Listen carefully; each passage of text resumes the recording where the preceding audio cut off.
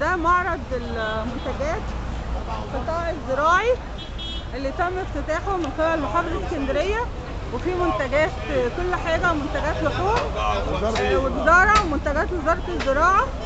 والحاج هو الجزار ب 54 اللحمة، ب 54 سلكانة مجزر عبد القادر، ولحمة بلدي كلها مختومة، كلها ختمة بختم مجزر المجزر اسكندرية العمومي، وعليها ختم المحافظة ومحافظة اسكندرية.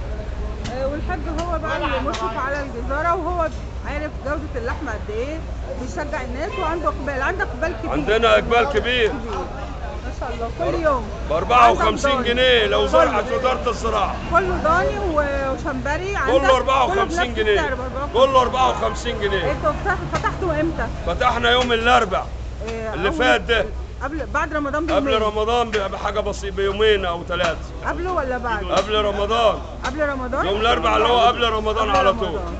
كل سنة وانتوا طيبين. كل عام وانت طيبة كده، والسنة الجاية جايه من عند الرسول يا رب. ان شاء الله يا رب. احنا وانت حاسس برضا الناس، كل الناس مرضية بالصلاة على النبي، كله مرضي، واحنا بنشقى ونتعب ومرضيين الحمد لله عشان الشعب، واحنا تبع الدولة، الحمد لله، تبع كل حاجة. ربنا يكرمك، احنا مساعدين للدولة في كل حاجة. ربنا يكرمك ان شاء الله. كل عام وانتم بخير. انت طيبة يا حاج.